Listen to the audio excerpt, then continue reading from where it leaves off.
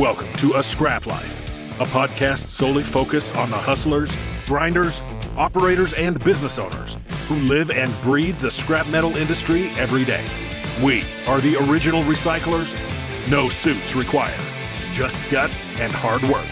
Here is your host, Brett Eckhart. What's going on, everybody? I wanted to upload this podcast I did with Stuart Kagen called Born Scrappy. It's a podcast he's doing with people all throughout the recycling industry, and I had the pleasure of sitting down and talking to him for about an hour. I love Stuart's enthusiasm, his energy for our industry, and if you get a chance, go check him out on Spotify or on Apple iTunes under Born Scrappy. Hi, I'm Stuart Kagen. Welcome to Born Scrappy, the podcast for scrap metal exporters and traders. Join me in conversation with some of the most experienced traders and operators that have helped shape this incredible industry. Once a month, I'm going to mix it up and have a masterclass on a topic I think may be of interest to you. In today's first masterclass episode, we focus on entrepreneurship with Brett Eckhart. Brett is one of the most well-known personalities in the metal recycling industry. But Brett's strength isn't only scrap metal. He's a serial entrepreneur owning businesses like United Metal Recycling, TV Pipe Supply, United Hauling, Tire Reclaim, United Storage, Recycled Media, Copper Reclaim, and more. I know, right? Where does he find the time? But that's not all. He's also the host of a few podcasts, including A Scrap Life and Recycled Idaho. In this extended episode, we discuss things like what's better than a lemonade stand to learn about business, what things can and can't be taught, why failing is so important, why unlike sport, we can all win, and so much more. I had a great time recording this, and I'm excited for you to have a listen. But first, intro.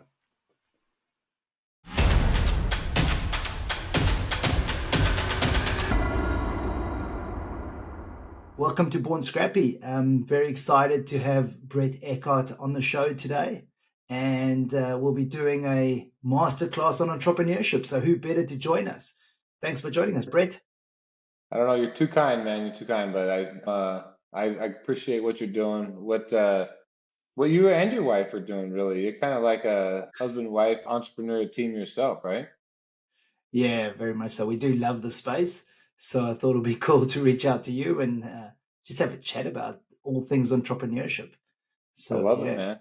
Fire away. Let's get this thing going.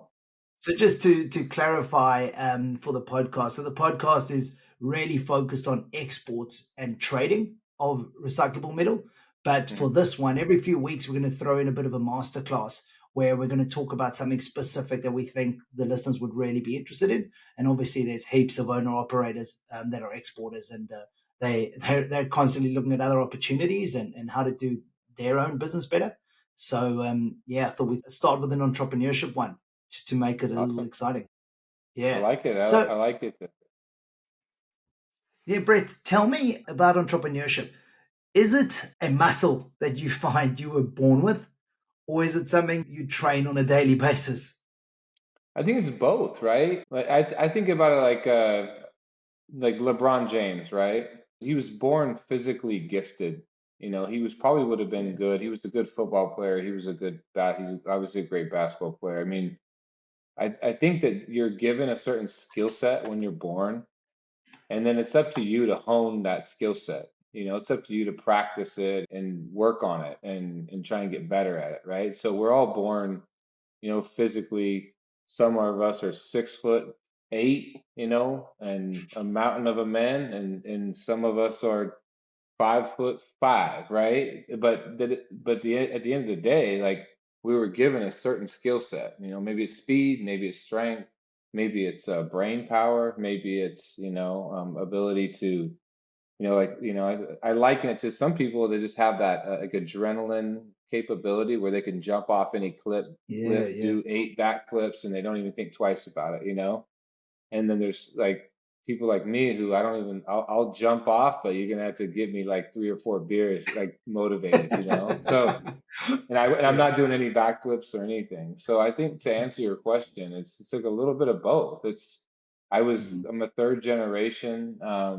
in the industry. And more, I'm third generation entrepreneur, right? I mean, my grandfather started our business in 72 with a sixth grade education. And I don't think he was really necessarily financially successful, but he was just a scrappy individual, right? He wasn't afraid to try, he wasn't afraid to do and go. And then when my dad came along, my dad was cut from a similar cloth, and he was, maybe he's a high school educated individual. So then he was able to take it a little bit farther. And I think that I'm probably, cut from that entrepreneur cloth. I just have had maybe a few more, I just honed the skill a little bit better, I guess is all I can say.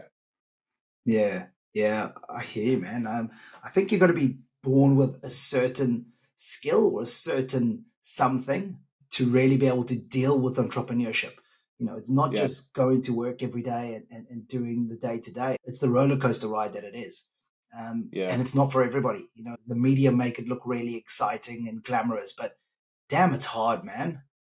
Yeah, I liken it to that, if you've ever seen, I mean, I've heard people discuss it before. It's the media makes it like they just show you the duck like floating on top of the water, right? Yeah, And he's just yeah, all yeah, cool and he's calm and yeah, he's just yeah. hanging out. But what they don't show you is like the legs underneath. I mean, they're just working their ass off, like just to Absolutely. stay floating, right? Like you don't see Exactly. that. You just see the duck sitting there like So looking at cool. the sky and just hanging out. But his legs, man, they're going Yeah, crazy. And I feel like there's a certain amount of like entrepreneurship that is like that, or at least gets portrayed that way. And for sure. nobody really knows like how many things it takes, I mean, just to keep the lights on, and Yeah, I've kind of made some posts about that. People call me, hey, what's going on? How's things going? I'm like, the lights are on, yeah, yeah, we yeah. It's it's a full good on. day, like it's, Yeah. and then if you look at it any more than that, like as soon as you start patting yourself on your back,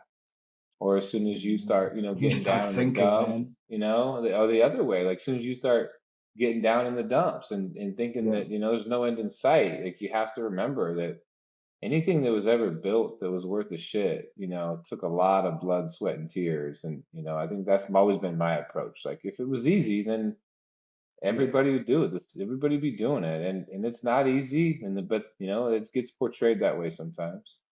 yeah.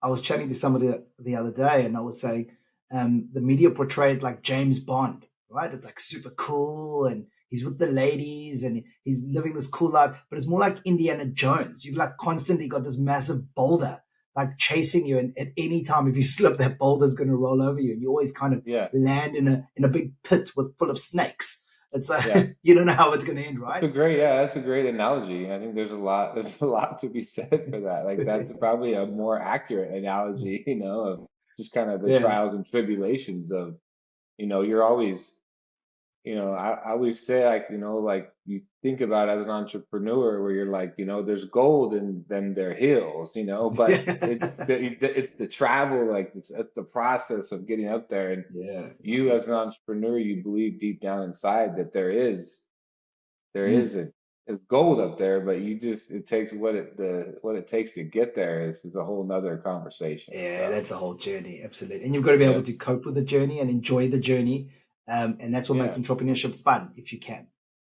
yeah, and I enjoy the process of it, right? Mm. I enjoy the grittiness of trying to figure out and solve the problem.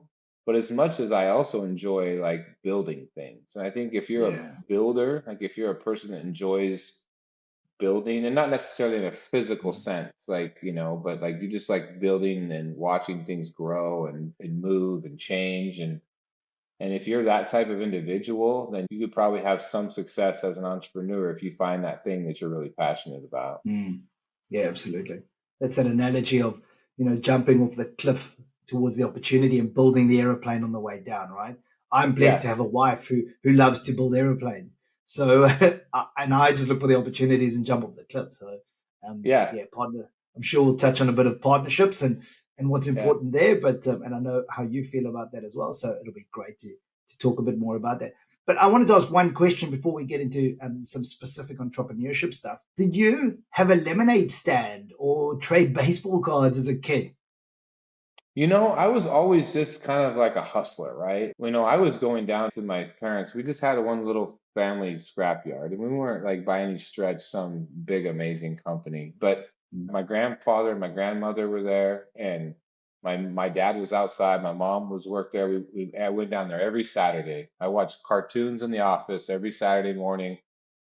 My sister, and we just hung out. We were just around business, right? We were Mm. around. And it started out as simple as like counting the candy, counting the money that came through the candy machine, and the pop machine, stacking all the Yeah, quarters and like organizing it. That was a job that we could do in the office. And then it came, okay, now maybe you can sweep the floors. And I was always kind of like a good deal guy, right? So I was always on the hunt for what could I do to kind of take something of lesser value and turn into more value. I would go mm. get these steelies. I call them steelies. Even when I was growing up, people played marbles. Like it wasn't a Yeah, big yeah, thing, yeah. but people were always playing marbles. Sure. Well, I would get the bearings from like the scrapyard, polish them all up, and nobody had access to steelies, right? Like everybody had all the cool marbles, but like I had Yeah, an endless supply of steel of bearing, right? I'd polish them up. People like, oh, because if you had a steely, you could crush in marbles, right? You set yeah, it to the yeah, circle on me, you would splatter everybody.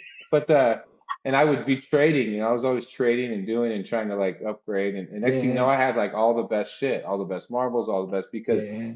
I just found something of kind of lower value and figured out a way to turn it into something better. So like, did I ever have like a lemonade stand? No, I You really didn't need didn't. one. But I know I just I would could go to work every day and just see the process of how Mm. business was being done. And then when I got to about like 10, 11 years old, I started working the recycling center on Saturdays from 8 to noon. I would do the purchasing for all the aluminum cans that came through. In Idaho, it's not a buyback state, so you're not counting them. You actually have to weigh the cans. We buy them by the pound. So I spent those years like dealing with the general public and like buying cans. And then the thing is, like if you ever worked in a recycling center, like everybody's trying to fuck you. Like they're trying to put rocks in the cans and diapers and I've seen everything come through there, right? So you're trying to Yeah, weigh the yeah, cans and make the deal with the guy. Like, do you pay him 25 cents a pound? Do you pay him 40 cents a pound? Do they have this much weight? And you're just always yeah, trying to cut a deal, right? You have to make money, but you also don't yeah. want to get screwed on your weight, but you also don't want to screw your customers. So my lemonade stand, man, was just dealing with the general public and just, from a very young age, just trying to buy even something simple as aluminum cans and everything that came to the recycling center. Man, I tell you what, it's a lot tougher and a better place to learn than a lemonade stand where everybody feels bad and feels like they should give you a few dollars for some lemonade because you're Yeah. a kid on the side of the street. No one's doing you favors when you're buying their cans. No, they're trying to screw you. Like literally, Yeah, they're they're doing the trying. complete Yeah, opposite.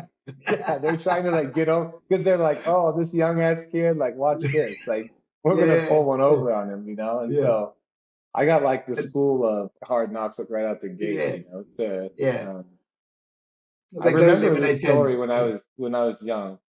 At the end of the day, like I might buy on a Saturday like 400 or 500 pounds of aluminum cans, and at the end we had a machine and we still have it to this day it's a briquetter, right? So it's 25-pound bricks.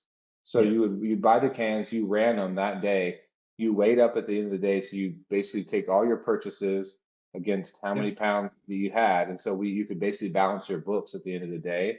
And I sure. remember like going through and I bought like, let's say, just for example, like 400 pounds of cans across the scale. And then I weighed it up at the end of the day and I had like 500 pounds of cans, right? And I was remember being so proud. I told my dad, I was like, hey man, like I paid for 400 pounds of cans.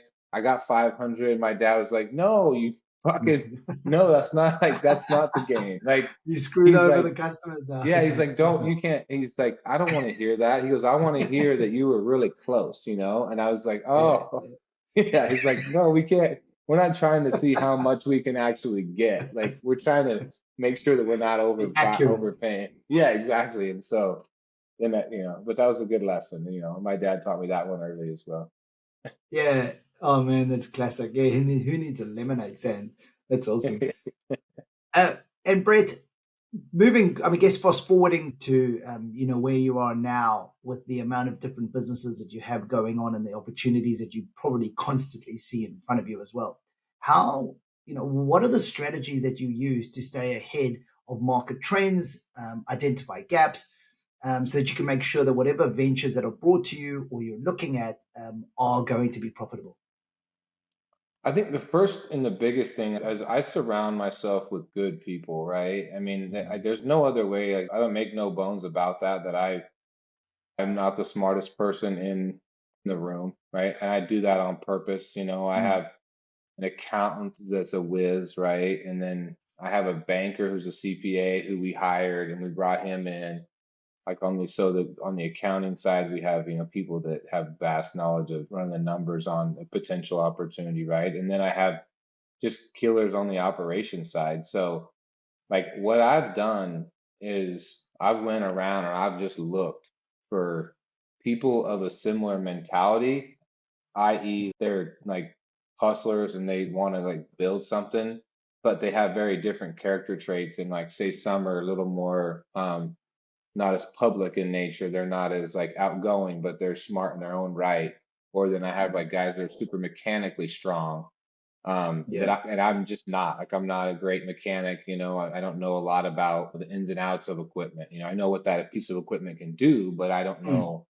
I don't know. I can't work on it, right? yeah. And so I've just went and I've made it my mission to grow the business, and the only way I could do that is I had to go get people that knew way more about everything than me, and then say, okay, Mm, like then kind of put them all together and say, hey, let's build this thing, whatever it is. So when it comes to new opportunities, if depending on what the opportunity is, I'll run it through the system and say, okay, like mm, numbers, does it make sense? Like mechanically, does it make sense? Like mm, mm. logistics wise, I run it through my logistics guy. Does this make sense? And then I kind of can form a pretty good consensus about like, would it be a good venture for us? And then what can we leverage, you know, that we already Yeah, have in yeah. place against it? And then move forward or not, and then just kind of Mm. start trying to put the pieces in place. So Brett, I know that you played football, right? You played college football. I did, yeah, And 5 years. by the sound of everything you've just said, that full story of how you manage it, it makes me think of team sports. Like Yeah, it's the first thing that comes to my mind. I played a lot of rugby, very passionate about team sports. I think entrepreneurs that have that experience have a different edge. It's not the only edge they need, but it's a different edge. It's about putting that team together, and that's so vital. Do you think you learned a lot of that playing sports, or where do you think you got that from? 100%. I was just talking to somebody yesterday, they asked me a very similar question that you just asked me. And I said, when I'm out looking for people, I do ask that question, like, hey, have you ever played team sports? Like, is that, Mm, only because, on team sports, so I coach my son's football team, basketball team, and I tell them and then these are young kids, right? I mean, third grade. And I'm like, okay, mm, like, do your job. If you do your job and then you do your job, like we're going to be successful. But if you try and do his job and then he tries to do your job, yeah, yeah. we're going to have everybody over here, and we're not going to be spread out, and we're going to be in trouble, Mm, right? And it's very similar in business, right? Like well, you got people that are used to playing team sports. They know what their specialty is. They know what their mm, job is. Like I also like them to be able to look across and understand what these other positions are doing, but knowing that mm, we have really good people in those positions, yeah. that if they just do their job really well, then we got a pretty good chance of being successful, right? And carving out those lanes, carving out that like, hey, this is your lane, just be really good at that. And Mm, then and I think that's a team sports mentality. My sister and I both grew up, playing team sports. My sister played 5 years of rugby at UNLV, oh, University wow. of Las Vegas. So she's a rugby, like she's a baller. Oh, cool. Cool. Yeah, and so it's in our blood to get in there and That's like awesome. get a little bit grimy, you know? Yeah, I love that. uh, It's quite funny. So I always did very similar things when I was hiring people when I was back in South Africa. When we hired a huge team, we had 4,200 people there working for us, and I would often hire. And what I used to look for, and this is maybe a bit of a rugby analogy, but I'm sure you can relate it to football, was I always looked for the people that worked really hard, not the ones that scored the touchdown or the rugby, the tries. They weren't the ones that I necessarily wanted. I wanted the team player who wasn't about showboating. He didn't have to be the one who finished it off and get yeah, all the limelight. And in rugby, you'd call those the forwards. I was a forward, and we used to call the wingers the ones who scored all the tries. They were the ones that wanted all the photos and made sure their hair looked good when they scored their try. We were getting stuck in. We came out full of mud and blood. So yeah.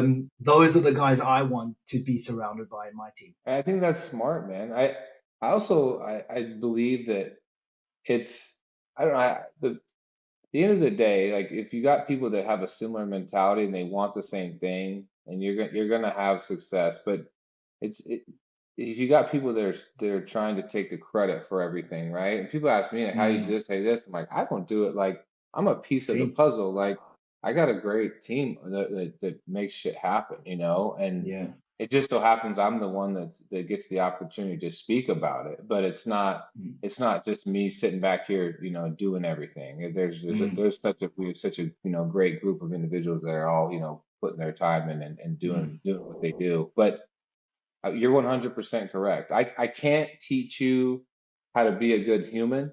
I can't teach you mm. how to work hard and have that work ethic, but I can teach you how to sell pipe, or I can teach you how to buy scrap, or I can teach you how to run an excavator, Yeah, right? And if I yeah. can't teach you, somebody within our Somebody. organization can teach you that. I can't teach you to show up at fucking work 5 minutes early. Either you have that in you or you don't, right? I can't teach 100%. you to want to stay and make some overtime because the work's there and we need it done.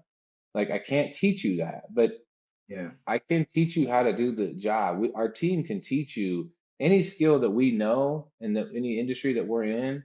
We can teach you that, but I Mm. can't put the work ethic in you. I can't put that the ego or lack of ego in you. Mm. I can't do that for you. You got to do that, but the rest of it, man, we got Yeah. confident in our skills. We can teach you how to do that. I think to summarize that whole point, it might be just to, when hiring, focus on attitude, right? We can teach you everything else. We can't teach Yeah. you attitude. You can't Yeah. train. We can't train you in attitude. Yeah. If you hire the No. right people with the right attitude, you can go a long way. So Brett, And when, sometimes like to that point, like I don't want to cut you off, but I yeah, do want this no, to no, be no, for part of sure. it is look for people outside of your industry. Like from an entrepreneur standpoint, like it's not if you Mm. want good people, sometimes you got to stretch and look for look for individuals that you can see are driven and maybe they're not exactly happy with what they're doing right now as for a career.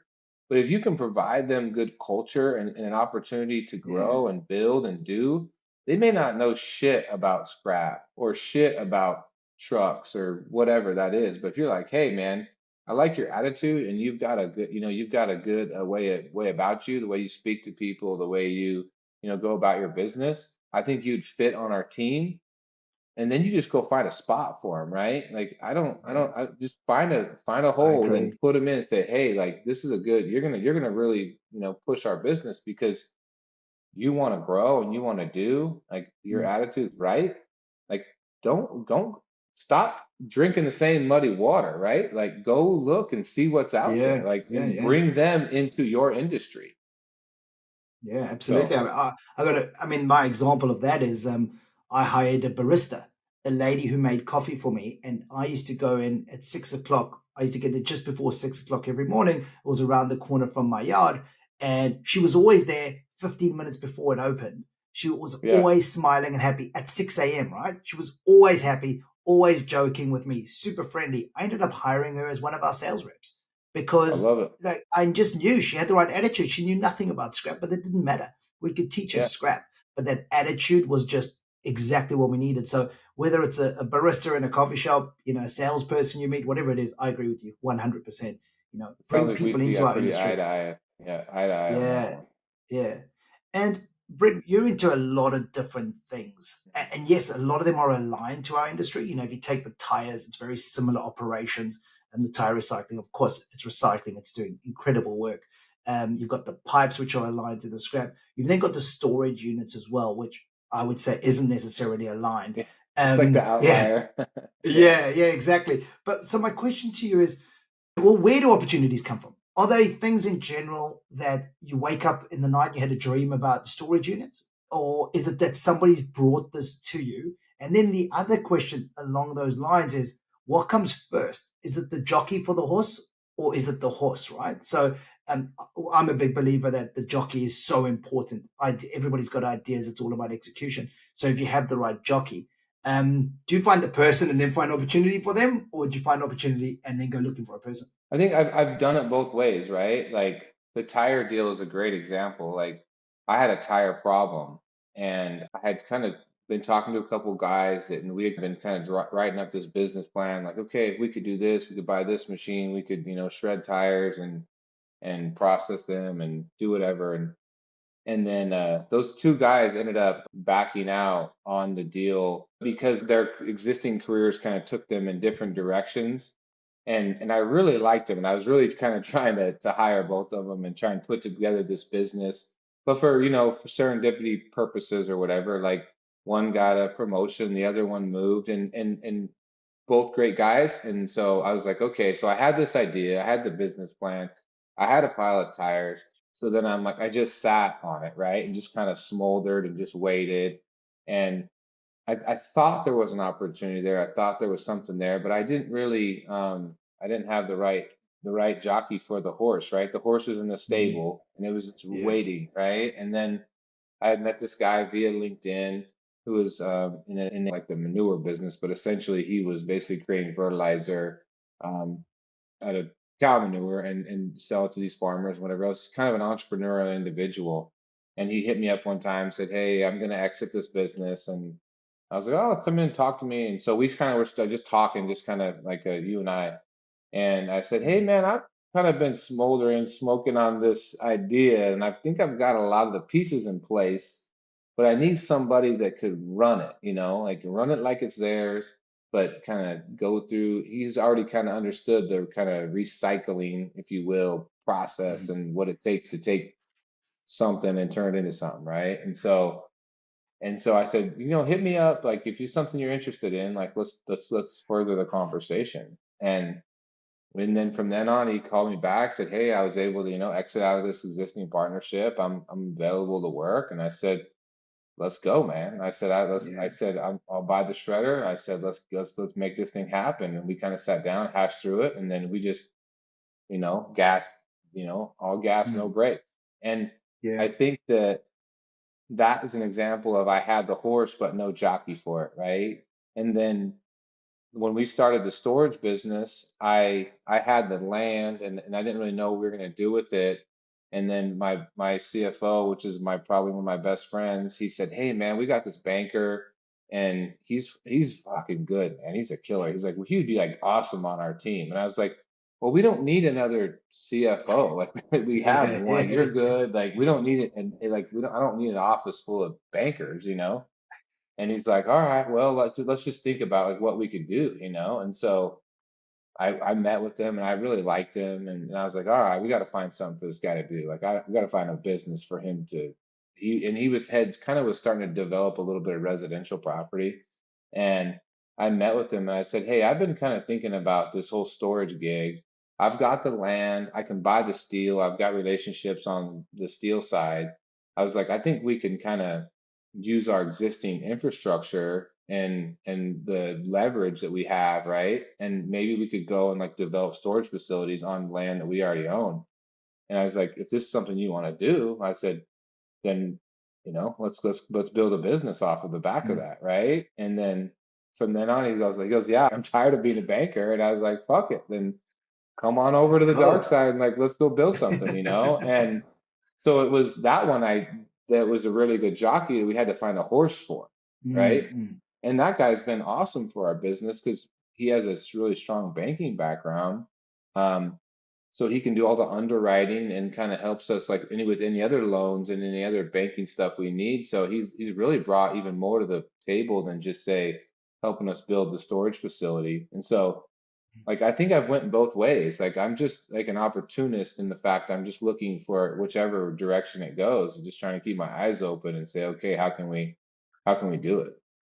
Yeah, I wanted to make sure I didn't pitch that question in a way that every listener thought that they should hit up Brett now for every opportunity that they have. No, yeah. Well, I So just Brett like loves. no, I use existing assets, existing leverage that I have in a certain market, whether it's geography or capabilities, and I say, what can I do within this industry and Mm, that I've already kind of have maybe one or two pieces of the puzzle and I just need like three and four, right? Because yeah, then yeah, I can be ahead of somebody because I've already got a couple things in place that would be very difficult for somebody else to find, right? yeah. Or to acquire. Yeah. So, But with all of this comes risk. I mean, you must sit up at night, yeah. although you're probably like me and actually don't lose any sleep on it because we're probably stoic in that way. And it's just we kind of move forward and we focus on the opportunities. And yeah, we consider risk. So we must always be careful there. But how do you manage risk and how do you assess it? And when all these opportunities are in front of you? Like big picture wise, I don't lose a lot of sleep, man. Like I honestly, like I grew up with not much, right? Like little family scrapyard and in 1997, my dad needed to retire my grandfather, and he didn't have any money because the fucking business didn't make any money. And so the only way he could do that was he had got Schnitzer Steel, which at that time was not a publicly traded company. They were still a privately held company. He got them to buy 50% of our family business and basically get enough money to get my grandfather retired, and then they gave us $1 million basically line of credit, and then we had to pay 700 grand for this new Sierra shear, and then we had a couple hundred grand left over to buy scrap, right? And this was in 1997, and I don't know if you know your scrap history that well, but in 1998 the market took a shit. Like Yeah, you couldn't give the shit away. So here my yeah, parents are. They already gave 50% of their business up. They retired my grandfather. They have no cash. They have no like, and this was my junior year of high school, right? And they're just like battling every day to keep the lights on, you know? And so I got a lot of respect for what it takes to get stuff done, and I don't live too high on the hog. Like I just personally I don't, because I don't need that. Like I get my rush off of the day-to-day grind, and mm, so I don't need a lot. And so I'm always like, to a certain extent, what the fuck are you gonna take from me? Like I got a great family, my wife, my kids, like what are you gonna do to me? Like at the end of the day, I've taken 20 years or 40 years or whatever of learning and doing. And if you took it all from me today, I got a pretty good feeling that like give me 5, 10 years, I could get it back, right? yeah, Like, yeah, and so yeah. like for me to get too worked up about something going like, really sideways on me, like big picture wise, like I'm like, I'm good. Like what are you gonna take my fucking birthday away? But but uh but in the day to day, I have super smart like calculated killers, right? Like my Mm, CFO, him and I sit right next to each other. So I'm at working from home today, but in the like when I'm at the office, like him and I are like make it damn near reach out and touch each other, right? Like mm, mm, the guy that handles the money and takes care of shit, like he's like very on his game, you know? And yeah, then we have a CPA, our banker, the guy that helped build the storage business. Like we mm, have him like just, a rock's throw away just right down the hall. So it's like, and financially, we keep a very structured way of we mm, do things. We don't just say yes to every opportunity. We vet it. And I think that I have a level of comfort because I have such really good people around me. My buddy that I played college football with, we came in as true freshmen together. He is one of my best friends. I've known him, since I've been 18 years old. We drank a lot of beer. We've done a lot of things together before we ever even did a day of business, right? Um, he does all insurance, HR.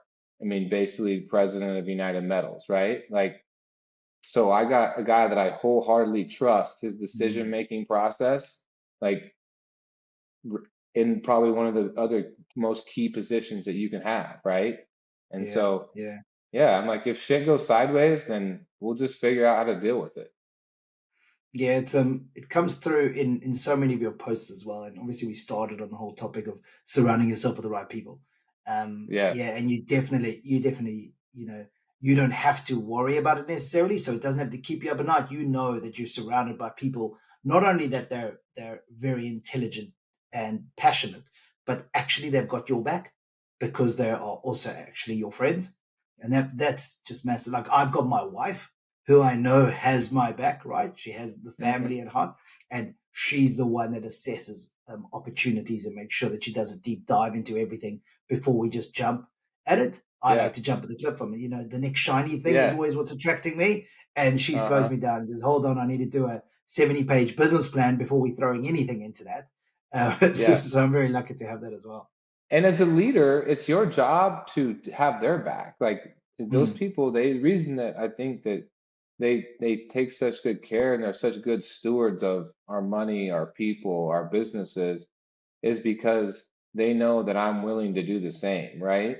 Like yeah, I tell them all the time, I say, if you start seeing me driving around in fancy cars and taking money and buying, shit that you're like, that don't make no sense. I said, then you should start questioning what's going on, right? I tell yeah, everybody, I'm like, here's the deal.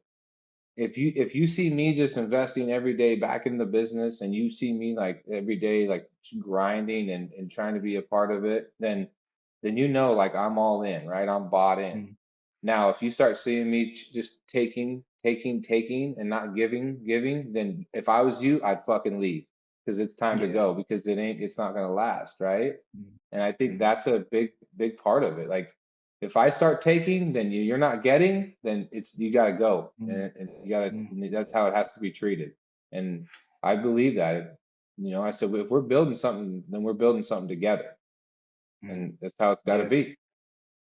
Yeah, that's definitely your team background that comes to play again. When I I think think about so. risk, I think about the other end of the spectrum, right? And so the one thing is you can take and you can go, okay, business opportunities, massive amount of risk could be in front of you, or not much risk, right? So you can weigh up all the opportunities. I once heard a story, and it was a guy and he was talking about public speaking, and a lot of people are very afraid of public speaking. And he said, before you take any risk, you need to go through what could go wrong. And he said, with public speaking, usually you find if you keep asking what could go wrong and then you solve it, the last thing they usually end on is something like, my pants could fall off, right? In front of the whole crowd. And that would be super embarrassing. So, how do you solve that? Put on a belt. Now go up Yeah, and make your speech, right? yeah, I love that idea. Like, just yeah, go through it. And what can go wrong and deal yeah. with that situation.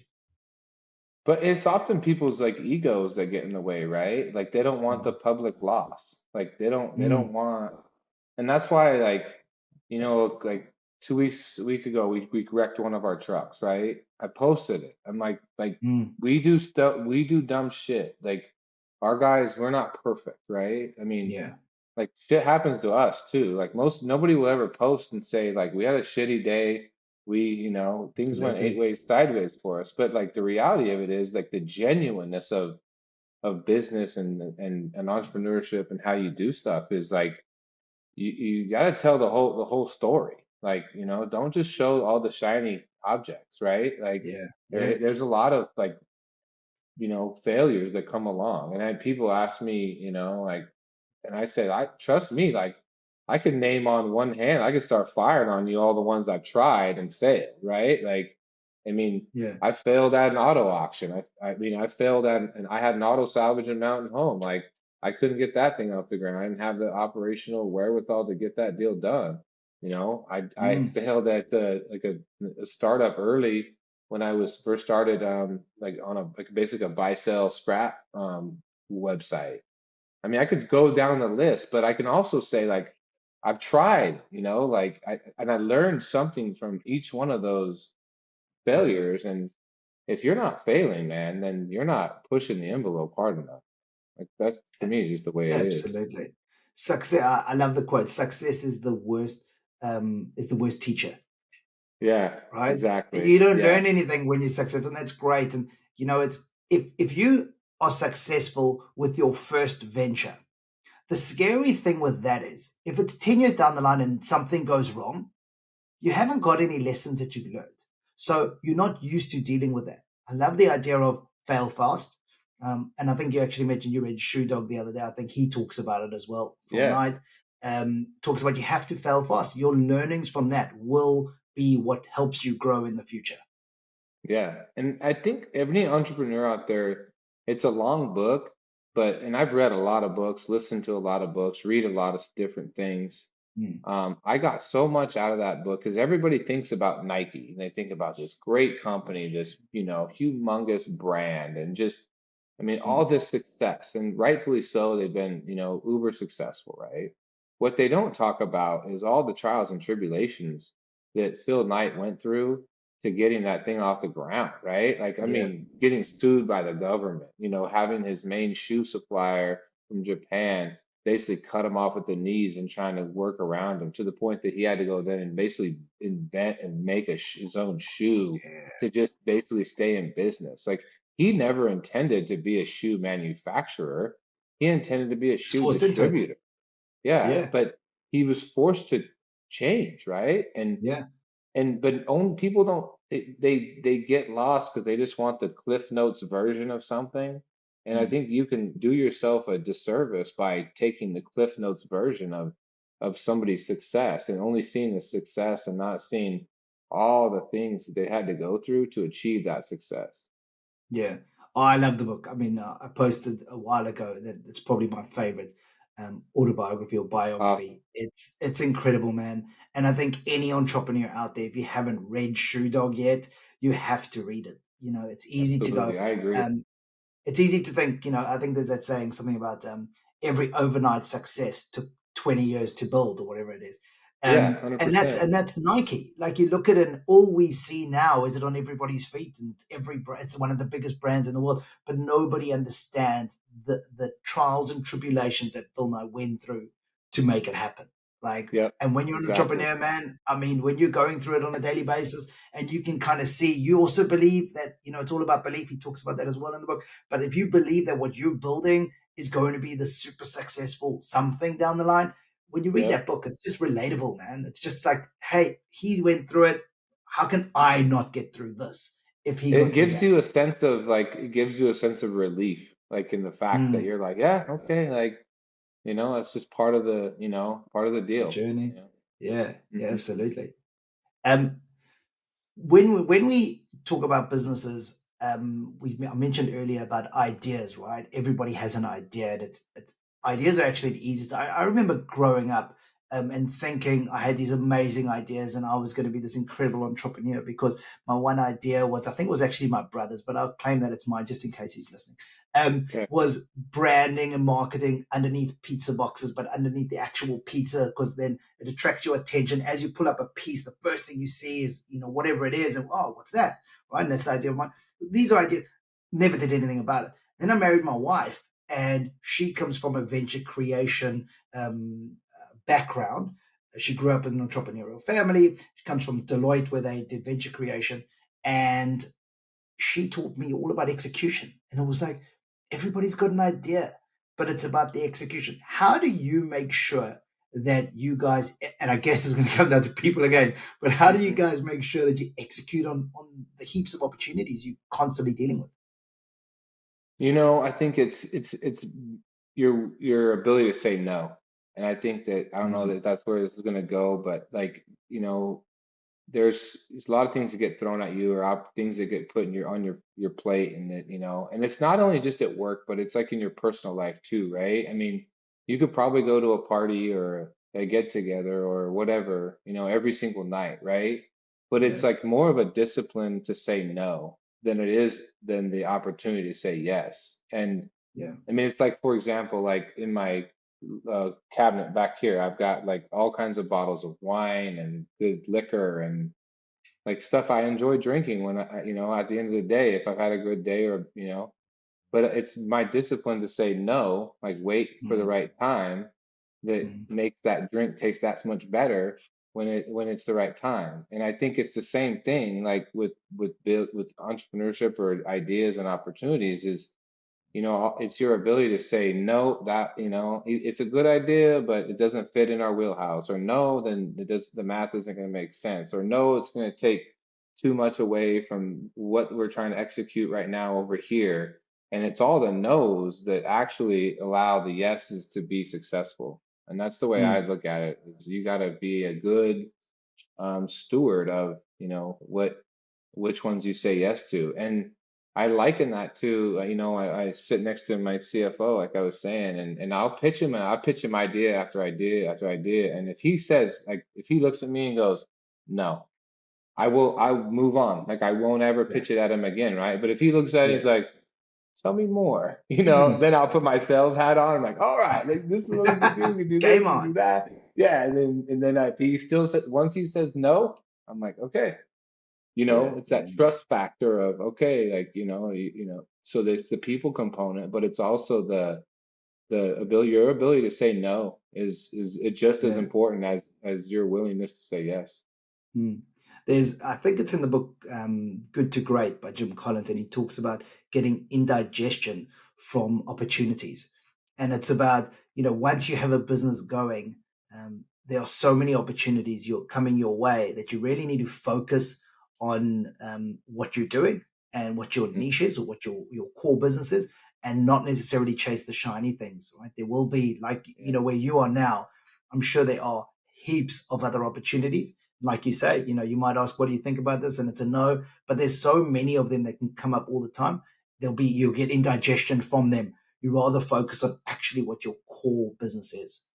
And Yeah. that can align with pipe and everything else. But I mean, it's about all of a sudden saying, I want to open a nightclub, right? It's a great Mhm. idea, but let's focus on what we do. Yeah. And there's part of that that's like, I I read that book and I really that Jim Collins I mean he's as smart as they come, right? I mean for Mm, sure. But I also believe too is not everybody wants to build the biggest scrap metal recycling company, right? Like I'm the yeah. type of individual that like I enjoy like I mean I grew up in the industry. I love it, right? I mean it's like my real passion. Is there other things that you could do other than scrap metal recycling that's more profitable? Like you could make more money? Yeah, like let's be honest, like there is. Yeah. Like, would I enjoy it as much? Probably not. Like, and so Yeah. there's a part of it, but I also don't have the desire to build the biggest one either, right? I mean, Mm, my hat goes off to guys like George Adams and Rifkin who have built these monster companies, and they've really, set the bar for, growth and consolidation and really in our industry, right? And these are just people that from over here on the US side set, and I have a tremendous amount of respect for them, right? But yeah. I've always just been someone that like I want to build great companies, but not necessarily the biggest, right? If that makes sense. Because I like to taste and do other things, and I don't like just being siloed into one thing, like, over and over every single day. I like a variety of in my day. And maybe that does hurt me in certain businesses in the fact that Mm, I don't push that thing all the way to the next echelon, but I'm yeah. okay Yeah. with that, Mm, like that's fine. I don't I'm good with just having a great small medium-sized business, that supports a lot of people's families and supports a lot of nows and gives people careers and like that. I'm like I sleep well at night knowing that I'll never be the biggest. mm. I think that could have something to do with our undiagnosed ADHD, maybe. I always want to be Yeah. working on something different. Absolutely. I mean, my scrap metal company here, we launched a waste business from it. We were going into fencing before we exited. We were doing we wanted to do portaloos, so mobile toilets. all the sort Yeah. of things that I thought really could align with what we're offering. But I love the Uh-huh. idea of, well, now I'm going to do a deep dive into Portaloos for a while and learn about, right? Because it's unsexy, and I love the unsexy industries. Yeah. So for me, it was like, let's go unsexy wherever we can and just align it under one brand. But that's definitely got to do with, I halfway through a podcast, I'm already looking at the other shiny things that are going on. My wife's like, I'm constantly chasing the shiny things. So I think it's Yeah. definitely got something to do with that for both of us. And I think, yeah, and it goes back to like honing in that, like, what's your thing that you're really like, really going to be interested in. And Mm, that's something that you need to do. I feel like you have to scratch those itches until you find, that one, two, three things that you're really like passionate about. And then it makes it easier because you're like, okay, yeah. like these are the things I like. These are things like, the industries, the businesses that I'm interested in. So I'm good. Now I can start really pursuing these and digging in and working Mm, down, the value chain and saying, okay, like how can I build these and build this out yeah. as a whole. And we speak a lot about your people and how important people are, and it comes across in almost all your posts. And I don't think anybody could ever doubt you when you say things like, it's my team. I always put my team first. It's all my people. I surround myself with the best people. You definitely, that comes across. And I absolutely love that. There's nothing fake about that. You rarely get that across quite nicely. But what about when it comes to partnerships outside of your core team? Partnerships with other people aligned in the rest of the industry, or what it might be. How do you treat those? Like say, I always feel like pretty much we were business partners. Is that what you're talking about? Like actually like sharing a checkbook No, partners, or like no, like like no, my no, like no, my wife and the like that. no, no. More about collaboration in the industry that you're in. So it Okay. might be utilizing ISRI, reaching out to other people in the industry to help you. Say, for example, you want to buy a new piece of equipment and you're not 100% sure if it's the right piece. Calling up somebody that you know in the industry and utilizing those partnerships or collaboration to help you with Yeah. your own No, tasks. I mean, that's part of the reason why I started this whole journey down social, media and marketing was, A, I wanted to grow my business, right? Like that was a big, big part of it. And I was trying to look for avenues of growth. But B, like I needed to network. I needed to build out my network, Mm, and trying to figure out who I could call and ask a question or whatever. And I feel like the reason I'm so adamant about doing like people ask me all the time, how can you post so much on social, right? And I was like, because I treat it as another job.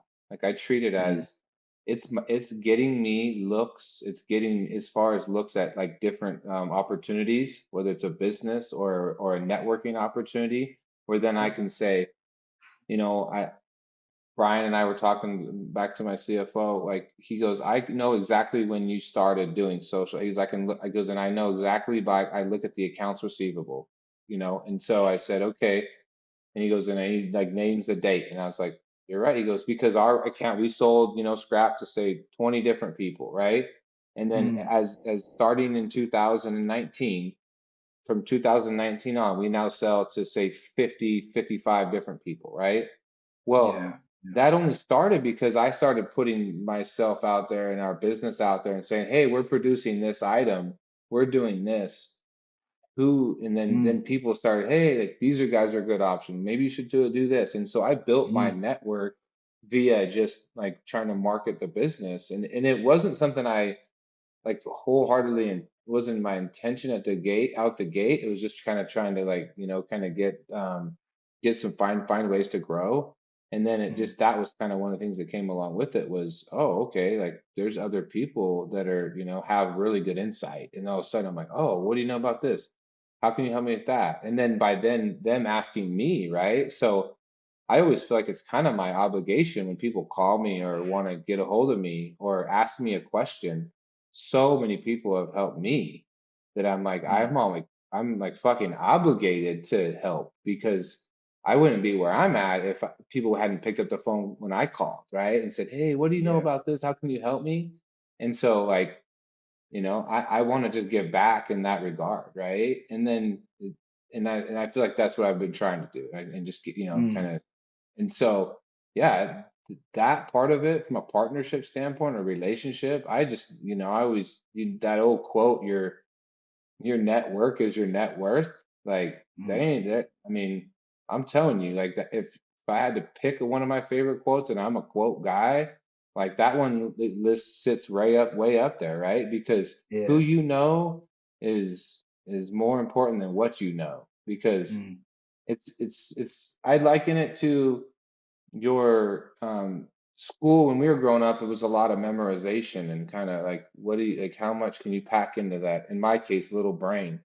And and nowadays it's everybody has access to Chat GPT. They have Google. Like you don't need to fucking memorize all that because you can now go look and it'd be like, here's all the information, right? It's the yeah. same thing. Like if you're just in your little area, in my case called Idaho, I only have so much access to people and information. But if I'm willing to like spread my wings and go looking and put my information, say, here I am, it's what I'm looking for, it's what I'm trying to do, all of a sudden it's like getting access to Google for the first time or Mm, whatever. mm. All of a sudden you get like information coming at you eight ways sideways. And then you all of a sudden now you could start kind of trying to figure some stuff out. Our industry is hyper local. I mean, we're not competing with people in other states or even in other towns. The material doesn't have the value to travel far. So, Correct. so there's no reason that we shouldn't be. And everything you've said is true. And I know that because about a year ago, I reached out to you to talk about granulators. And you actually introduced me to your guy, one of the guys in the States who's a really good guy. And I chatted to him for quite a while. But that just proved to me, actually at the time is probably when I started thinking more about collaboration and started going, well, and before I contact you was, why am I not contacting you? Why am I not contacting other people that I'm not competing with? Why aren't we helping each other in the industry? So Yeah. that's why I ask about partnerships, because I think we don't do it right as an industry. I don't think we do enough of it. I think people might be intimidated to reach out to other parties. People might feel that if you go old school, that nobody really wants to help each other. I think the new generation, we just want to be better together and help each other. Yeah. And once you get your mind wrapped around the idea that the world is abundant, right? That there's Mm. there's there's tons of resources, there are tons like we can all win. Like this isn't Yeah, sports. This like the difference of team sports and business is in team sports only one person wins the championship, right? You know yeah, that. yeah, yeah, But in business, I mean, multiple people can win, right? Like, I exactly. mean, there might be the biggest recycling company, but shit, the top thousand of them still could have a really good year and make They're all money and successful. support.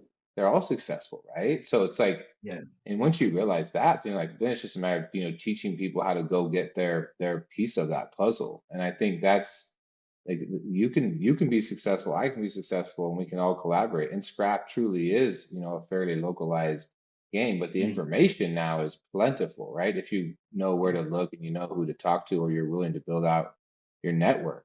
I think when people ask me like, why would you post, for a while I was posting who I sold scrap to, right? And people were like, Mm. why would you post who you sold scrap to? And I was like, we're all fucking selling to the same people. I'm like, at the end of the day, like, and the people that are taking care of you, they're paying their bills, they're doing like they're actually, doing the right thing. Like, why wouldn't you want to give them like Mm. publicity and say, yeah, I sold to these guys and they paid their bill and they were great and I had a good experience. Like, why wouldn't you do that? Like, to me, it's like foreign that you wouldn't like try and help, like, Yeah, put somebody else on, right? Like, hey, like, I'm like, let's go, like, absolutely. let's do it. Brett, when it comes to technology and innovation, what is your thought on technology and how do you incorporate that in your business? And also, how do you stay up to date on all the technology? Because it's moving so fast, right? Yeah, I think, I've got some people within our organization that are a lot more tech savvy than me, right? I pay attention, but I'm not the one that drives that. Nick Snyder is very tech driven individual. And so he kind of keeps me abreast of what's moving, what's available, how to navigate, and he kind of keeps me in the loop. But I'm probably not the most tech savvy individual, but I can learn, right? Like I tell people, I'm Yeah, like, yeah. if there's an app or if there's something that it's going to be good for our business, like let me know because I want to learn it. but Yeah. I try not to try to figure out all the new stuff because like as soon as I learn something, there's something else coming around the corner. Yeah. So, you know, And what about on the equipment side? How do you stay abreast? I mean, I realize there's obviously Scrap Expo coming up. There's the yeah. Esri conferences going that's constantly happening. What are you? How do you stay involved in all that? I'm like an internet scourer, right? Like I'm always like trying to look and see like whether it's YouTube or watching, videos or like going to the National Misery Convention or the Scrap Expo to see the equipment. And I love talking and I'm like I like to network, right? So like I like to get on LinkedIn and see what people are doing. Like what equipment? What are you doing with your, material? How are you processing? Who's your consumer? And then what kind of package do they need to make that? And then all of a sudden like what equipment's needed? Or is this old technology? Is it new technology? And so it's more like I am kind of just a connoisseur of like, processing equipment. Not that I'm super tech savvy, like, or super Mm-hmm. mechanically savvy, but I'm more like, okay, I look at it as if I go to a trade show and I see equipment, I don't look at that equipment like what's like if my dad was there, he'd be like, what's the horsepower? What kind of pump is it running? Like what's it weigh? Like he's doing the calculation of it weighs this much and like what's it cost? And this is a cost, per pound. And I'm more like, what could I do with that piece of equipment, right? Like I look at it as how will that make my business better, And Yeah. it's very different schools of thought, but like I'm looking at it from like, how could I incorporate that new piece of equipment into my business, what I'm doing? Mm. Could it make me an extra 5 cents a pound, or could it, upgrade a product, or could it make me more efficient? Like that's how I view stuff. You and I are very similar. I'm more about the strategy than I am the technical aspect of the equipment.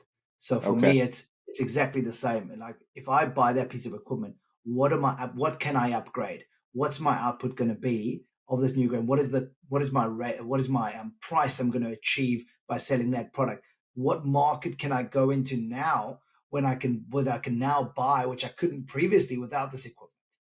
Yes, 100%. Yeah. Yeah, so that's also how I look at it. Yep, that's And exactly how it is for and me. with for you, yeah, for you. And Yeah, we got to be surrounded by the right people that make sure they look at the rest of stuff like your dad would do, right? You've still got to yeah. have those people asking those questions. It's not necessarily where I focus. I look at the strategy first, and then if that makes sense, then I'll pass it on to somebody who would then focus on all of the detail around it.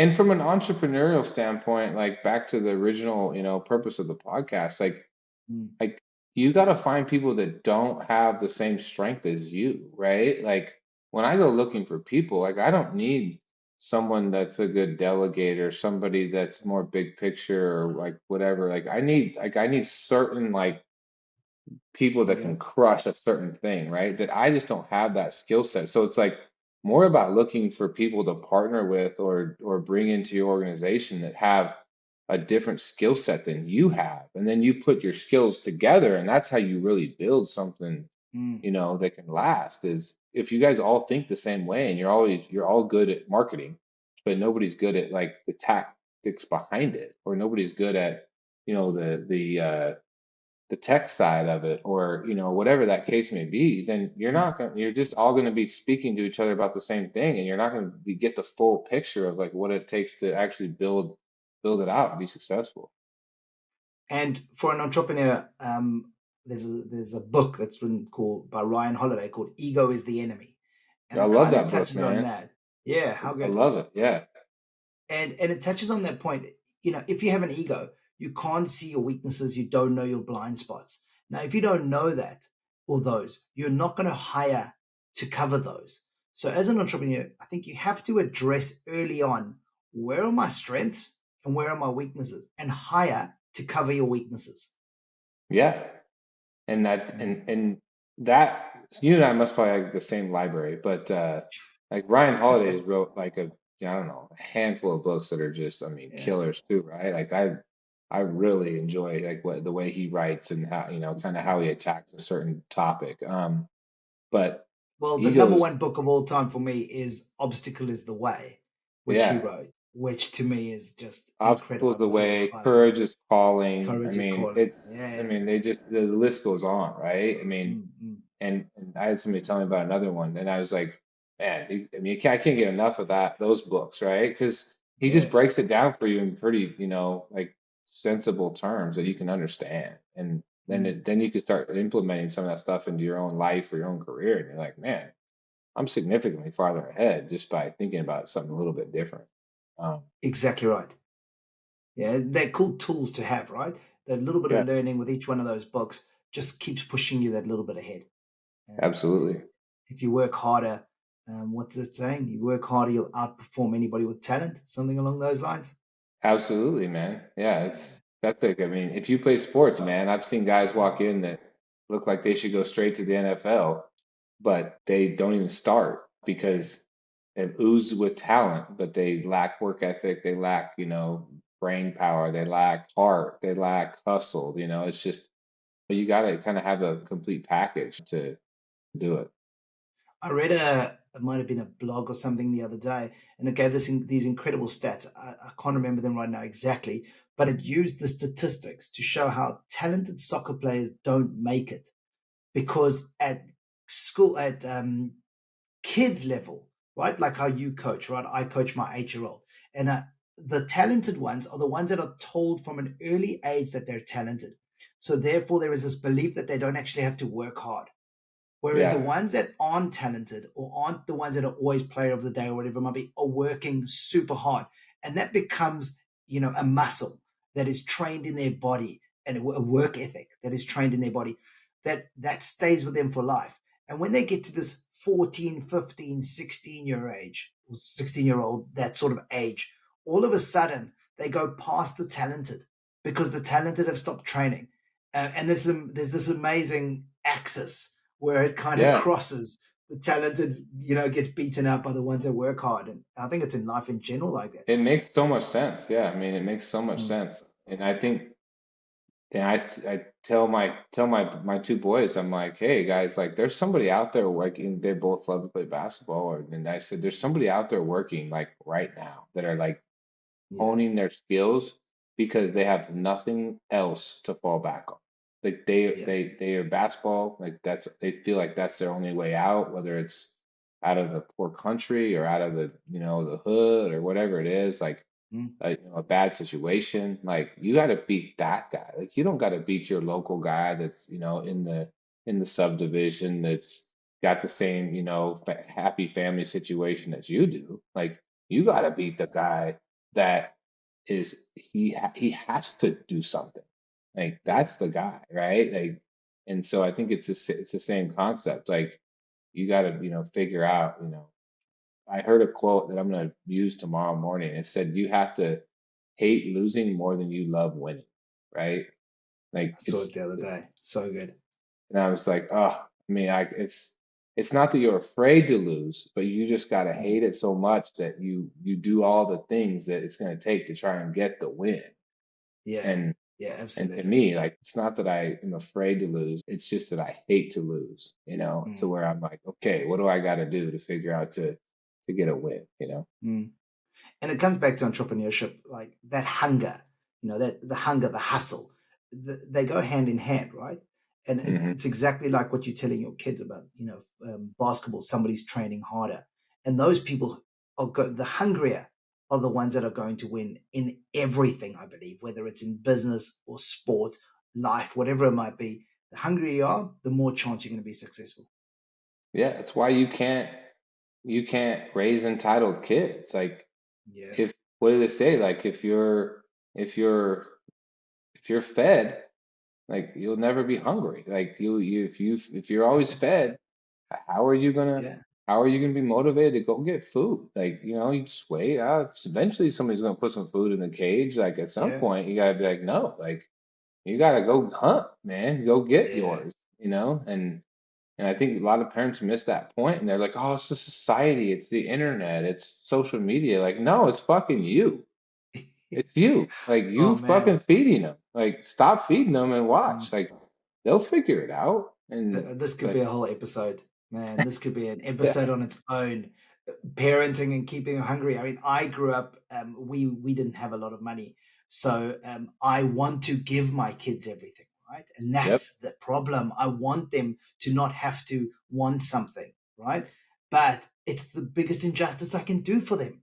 Like Yeah. they need to be hungry. So it's that constant fighting and that battle inside, that I'm constantly going, well, no, you can't just have a new something because you want it, right? But then I'm also Yeah. going, oh, I couldn't even have anything when I wanted it. Like Yeah. I've worked hard enough to give my kids what I couldn't have, but double-edged sword, right? Yep. I think it's being selfish, right? Like Yeah. your own Yeah, it's for selfish me, not for desire. them. Yeah. Yeah. Wow. It's not, That's they're not exactly getting that. right. That's you. You're Yeah. right. It doesn't feel like that at the time, but that, No. I should probably speak to somebody else about Yeah. that. Maybe lie down on a couch and deal with those issues. I'll be laying there So, next to you.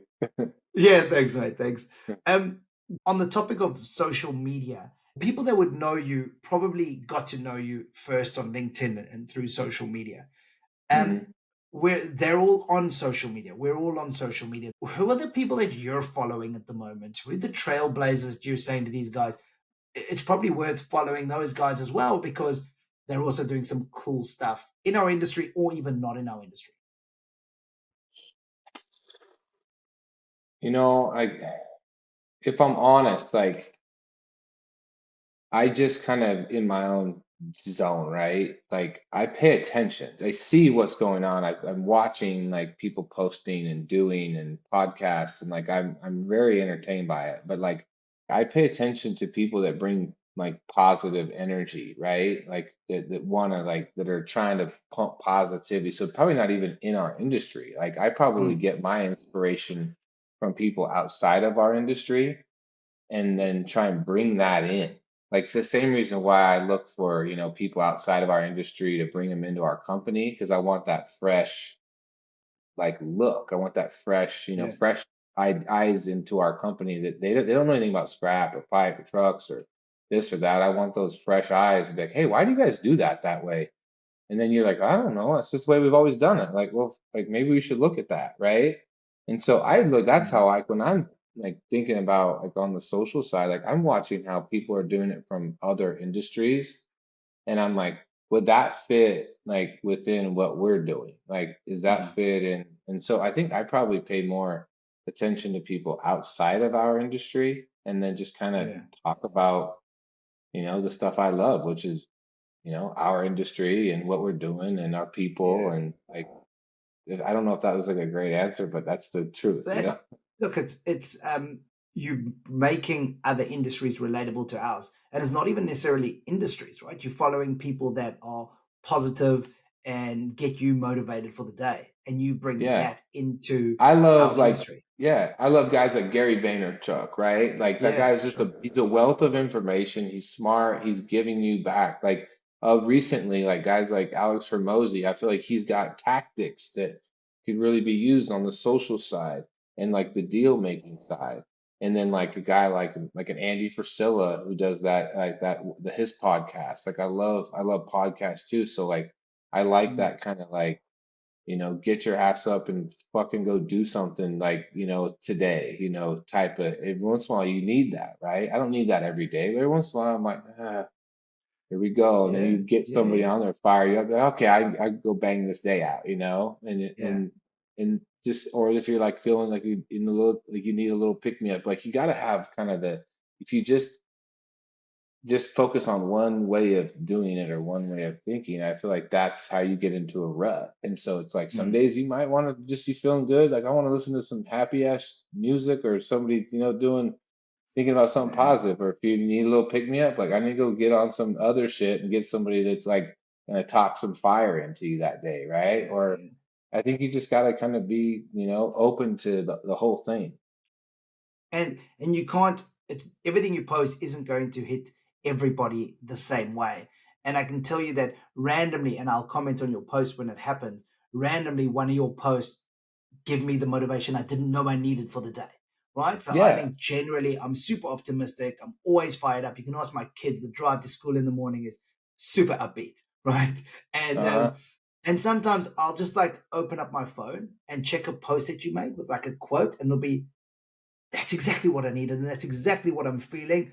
Bang, let's do this. Yeah. So yeah. And I I mean, tell I people watch this a lot of your too. stuff. Like I've said this to a lot of people. I do those posts as much for me as I Mm, do them for anybody else, right? Like if yeah. I'm being honest, I do that for me sometimes. Like I need that. I need to like Mm, get my mind right for the day, like understand why this quote hit home to me, and then I just put it out there, right? So it's like my own selfishness, like I need to remind myself of why I'm grateful, remind myself of yeah. what the mission is today, or what, and it's as much for me as it is for anybody. And I'm just hoping there's other people that get something out of it at the same time, right? And if they Mm, do, great. And if not, like I got what I needed yeah. and I'm Yeah. on, Absolutely. it's game on, like let's go. Like, because I do it at the very beginning of my day. Like I start my Yeah. day, I'm like, okay, now let's go attack the day. Mm. Yeah, yeah. And it comes across like you doing you, right? This is me. Mhm. I'm Brett. This is what I'm going through right now. This is how I'm feeling. And it comes across and it's super authentic. And I Yeah. think that's why so many people do follow you and appreciate your posts so much. I'm glad it comes across that way because, like I said, it's for me, man. Like I do it, Mm, but I'm also hopeful that somebody else gets something out of it, right? If mm, one person gets a good like vibe out of that day, or like sure. gets changes their mindset for the day or an hour or whatever, I'm like, oh, okay, like that's great, that's good. It worked for me for the day, and if it gets somebody else gets something out of it, like yeah, it's like a plus one. Like Win. that's yeah, Absolutely. Yeah. And everybody's something. what's your world looking like in 10 years time? So not just, usually I'm interested to know what you think the industry is going to look like, but you've got so many different industries you're involved in. Where do you think you're going in the next 10 years? I feel like I'm on a similar trajectory. Like I'm gonna keep going and building, and I have an awesome like friend group. The guys that I do business with at work that I really enjoy their company, right? So I don't see me exiting or doing Mm, anything different other than maybe adding on to what we've already built. Um, and I think that's the game plan for me is I love what I do, like every yeah. piece of it, like or else I wouldn't do it. Like I just wouldn't. I don't need that. If I don't like it, I don't do it. Um, Mm, as far as like business wise, I do a lot of shit I don't like to do, like work out in the morning. Like I don't like doing that, but I do it. But yeah. um, but so I don't see like for me personally, like I look at growth, like if there's opportunities to build on. I've got a couple of projects in the fire. Right now, I'm super excited about recycled media. Um, Mm, it's kind of a venture I've put together with a couple people, and we just brought on Jennifer Betts to kind of drive the bus on that. I mean, she's a killer in her own right, and so it's like anything I can do, like with, collaborations like that, like I get excited about because they bring a new level of, that I haven't put all the pieces together. Nick Snyder and I started Recycle Media together, just kind of building our own brands. We brought Jennifer mm, in and we're like, okay, like we know how to help build brands. Like, let's go and stamp this out and help other small, medium-sized operators or even bigger companies build their brand. Like, let's go show them how to do mm, it, right? Like, and if we charge you X amount, but we can make you like 3, 4 times that because people, you build your network, it's easier to hire, people are aware of your business. Like, I mean, that's a win, right? Like, I want to provide value, but I mean, like then all of a sudden you like we're building something that we can be proud of. Like, it yeah. goes back to it's not how much money you make, it's how you make your money. It's like Yeah. if we make money, that's great. But man, if I'm helping you make money at the same time, all of a sudden, like we're gonna be friends, right? Because you're like, Mm, man, mm, you help me make money. Like I'm good with yeah. that. Like, and we got to do business together. Like, and that's the shit that gets me excited is like Yeah.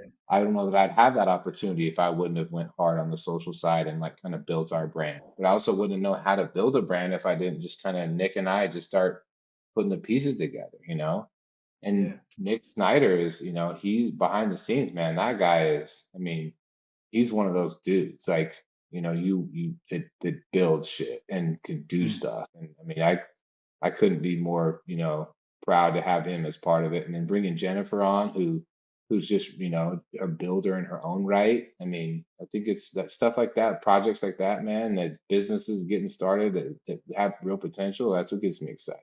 Mm. I don't know Nick well, but Jen, I've had quite a few chats to. She's an absolute weapon. So Yeah. I'm really excited to see how recycled media goes. No doubt it's going to do phenomenal things. And marketing did such massive things for my scrap business here in New Zealand. We were new to New Zealand. We didn't have a network. I relied on marketing to grow our business, and it happened very quickly. We had way bigger customer support than we could have ever imagined. And I'm always super optimistic. And Yeah. it kind of outshot any of my projections because of our marketing.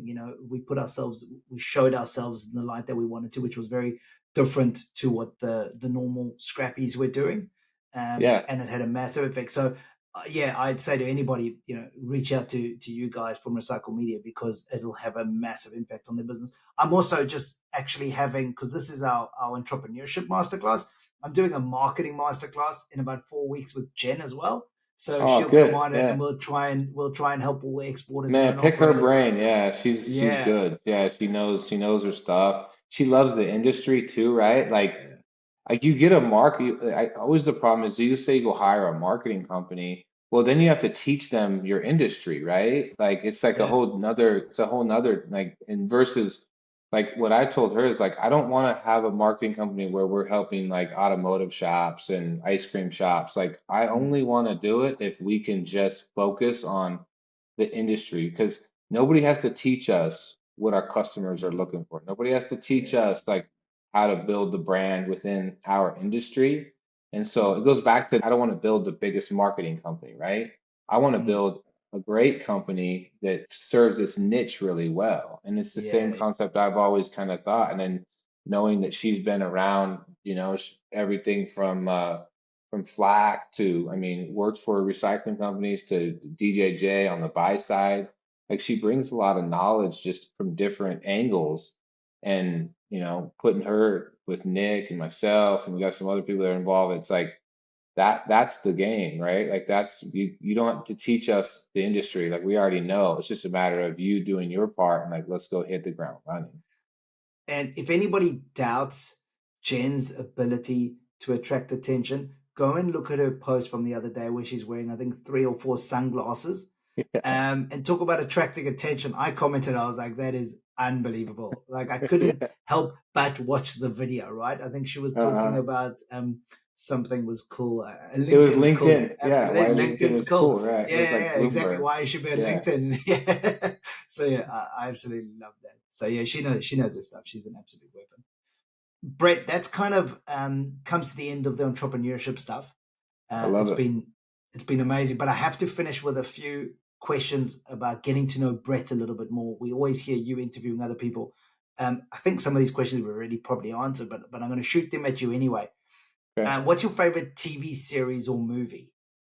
I'm a Netflix guy. Like I'm a documentary like junkie, right? Like all Mm. facets, murder, sports, I mean, business, like anything that's like, Sport murders.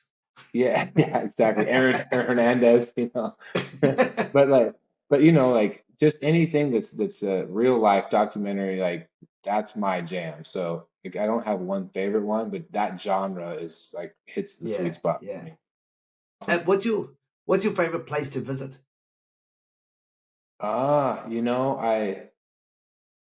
went to Ireland like Oh, 5 years ago with my wife, and I wasn't anticipating liking it. Like we went there because my wife was in the wedding, and I was like, but it blew my mind. Like I was like, man, this is like place is pretty cool. And like, it's not. I'm not a beach guy. Like I don't mind going and doing it. With my wife loves it, and I'll do it. But like the history, like you think things are old in like the West, like, oh, that's like in the 40s, like 1940s. Like, oh no, like they got fucking castles and rock walls, and like you're like, yeah, it just like messed my whole brain up. Like I was like, I didn't even know yeah, stuff could be that old. And so yeah. because I'm not a huge history buff, so but I really I gained a lot of appreciation for that. So like that's the one that like top of mind kind of comes back. I'm like, that was pretty cool. And the Irish in general are a great bunch Great of guys. people, Great people. man. Oh Like, man. yeah, they made the Oh, trip, you know? they are. So we Yeah. in our rugby season, always in the off season, there were some Irish, Scottish, or Welsh people who used to come and play with us in or their off season because we used to play in different seasons. Uh-huh. They are hilarious, man. They are such good Yeah. people, and the best is after a few drinks, they're almost impossible to understand.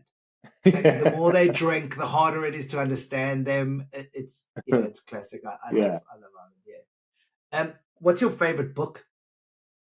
I mean, is it Shoe Dog? I guess we were talking about That that the other lately, day. yeah, Yeah. I really enjoyed that. I really enjoyed that book. I've got a, I've got a, I cycle through books, right? Like Mm, I go more like authors, like that Ryan Holiday. I mean, that guy mm, he breaks stuff down so well. Jim Collins is a great writer.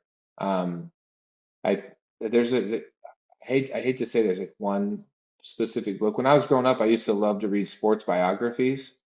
Just probably goes by why I yeah. like, because I like reading about the struggle and like how did you get to here and build Mm, this. And as I've gotten older, like probably less sports biographies and more biographies in general of individuals mm, and kind of their journey, because I'm just understanding and appreciating the journey aspect of building things, right? So yeah. Yeah. that's probably speaking to genres, like it's probably my favorite genre of book Mm, right now. yeah. Have you ever read The $1 Trillion Coach? I'm guessing you have. No, I have not. So I read it a few years ago. I think you'd love it. It's about an American football coach, Okay. and he goes on to sit on the board. I'm going to get this wrong, but I think he sat on the board of Apple. He sat on board of some of the largest companies in America. Okay. He passed away, but yeah, the book is incredible. So I think you should have a I read of was, that. And I'm gonna, yeah. it's how he brings this coaching of sports into business, and he ends up being like this captain of industry. Like he's just incredible. I like it. Yeah, Yeah, I'll put he's that one really on the cool. list. The $1 Trillion Coach. Yeah. The last question is favorite quote. I mean, we've probably done a whole heap of them already, but do you have one that sticks out to you? The harder I work, the luckier I get, man. Like Beautiful, man. that's it. Like, Yeah, I don't know. I got one on my wall. I'm just looking at it right now. It says everyone wants to eat, but few are willing to hunt. yeah. Like It's a everybody good wants one. to eat good, everybody it looks good, but man, how many are you willing to like to go out and hunt for like what it really takes? And like Yeah. those two for me, like probably are right up there. I think it sums you up as well. It's a great note to end on. So, Brett, thank you so much for being a part of Born Scrappy. It's been amazing having you on it. Thank you for the opportunity, man. It's been great talking to you, and I look forward to communicating and just, and getting to know you more as time goes by. Yeah, And your wife, yeah, like, put this in, leave this in. I talked to her the other day. Like, you you batted above your average. Like, yeah. she's smart. That's what Like, she she's, says. She says but that like too. that's a compliment for you. Like, whatever that combination of the yin and the yang, whatever you guys have going on there, like. She's smart, man, and she's with it, and you could just tell like you guys have that chemistry, and I'm happy for you, the two of you guys seem like a great mix and a great couple. So, good for you. Thank you, mate. Appreciate it. Cheers, Brett. Thank you, mate. Cheers, man. Thank you.